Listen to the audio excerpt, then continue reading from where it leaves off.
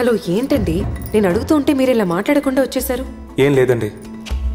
ఏంటో క్లియర్ గా చెప్తేనే కదండి సాల్వ్ చేయగలం. నేనెందుకండి మీకు చెప్పాలి? నాకు నచ్చలేదు, వెళ్ళిపోతున్నాను. హలో ఒక నిమిషం ఆగండి.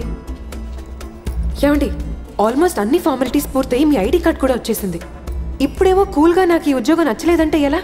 నేను మా బాస్కి ఏమని చెప్పనండి? చెప్పండి, ఈ ఊరొద్దు, మీ ఉద్యోగం వద్దని వెళ్ళిపోయాడు. మరి ఇదే మాట నిన్న వచ్చినప్పుడు చెప్పు. నిన్న మాట్లాడినట్టే అనుకోండి. ఇప్పుడు వెళ్తాను. మీకు ఉద్యోగం ఈజీగా దొరికినందువల్ల దాని వాల్యూ తెలియట్లేదు. ఉద్యోగం లేకుండా కష్టపడే వాళ్ళు లక్షల్లో ఉన్నారు. ఉద్యోగం దొరికినా మీరు ఎందుకులా చేస్తున్నారు? ఇప్పుడు నేను చేయమంటారండి? మీ కాళ్ళ మీద పడి అమ్మ తల్లి నేను చచ్చే వరకు ఇక్కడే ఉద్యోగం చేస్తానని రాసిమంటారా? ఏమండి, నాకు ఉద్యోగం వద్దని చెప్పడానికి కూడా నాకు రైట్స్ లేవా? అయ్యో, యూ హ్యావ్ ద రైట్స్ అండి, లేదని ఎవరు అంటం లేదు. కానీ ప్రాపర్ ఎక్స్ప్లెనేషన్ లేకుండా ఉద్యోగం నచ్చలేదంటే ఎలా? మేనేజ్మెంట్ కి నేనే సమాధానం చెప్పుకోవాలండి. బ్రదర్, ఏంటి బ్రదర్ ఇది? లేడీస్ ఎలా మాట్లాడాలి తెలీదు, పబ్లిక్ లో అరుస్తున్నా. ప్రాబ్లం నాకు ఆవిడకి మేము మాట్లాడుకుంటున్నాం, మధ్యలో మీరెవరు? ప్రాబ్లం అంటే సెపరేట్ తీసుకెళ్ళి మాట్లాడు. సరే చెప్పు, ఏంది నీ ప్రాబ్లం? నీకు ఇది అనవసరమైన విషయం. నువ్వు వచ్చింది ఇంటర్వ్యూకేగా, మర్యాదగా వచ్చిన పని మాత్రం చూసుకో. మీకు చివరిసారిగా చెప్తున్నాను, మీకు ఉద్యోగం కావాలంటే ఫస్ట్ డే ట్రైనింగ్ అటెండ్ చేయండి. ఈ ఛాన్స్ వదిలేస్తే ఇంకెప్పటికీ. మీ కంపెనీలో జాయిన్ అవుతానని ఏ అగ్రిమెంట్ వేయలేదు, నన్ను వదిలేయండి. హలో, ఇప్పుడు ఎందుకు నువ్వు అనవసరంగా అంత అడుక్కుంటున్నావు? అదే ఎంతమంది ఉన్నారుగా, ఇంకెవరన్నా సెలెక్ట్ చేసుకో. అదే సార్ చెప్పారుగా, నాకు బదులు ఆయన చేర్చుకున్నట్టు లెక్క చూపించండి.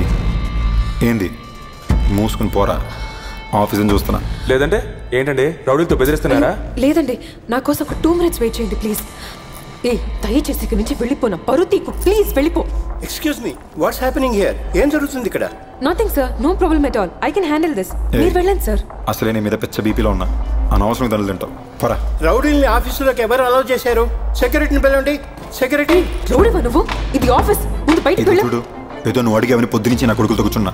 నీ బోర్డు ఉద్యోగం నాకేం అక్కర్లా. అంటే అవునరా, నేను రౌడీనే. ఇప్పుడు ఏంది, ఏం పీకుతావు చెప్పరా? ఎవడో బస్సు ఆఫీస్ అని వెళ్లే చోటల్లో గొడవ పడుతున్నావు. ఒక యాసిడ్ అటాక్ కేసులో మెయిన్ అక్యూజ్డ్. తీసుకురావయ్యా. సార్ నేను. నువ్వు ఇక్కడే ఉన్నావా?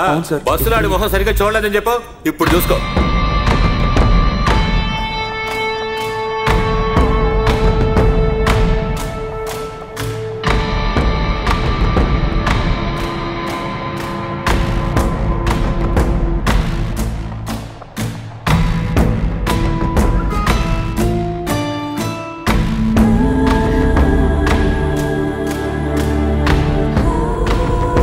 కాల్ వదలండి సార్.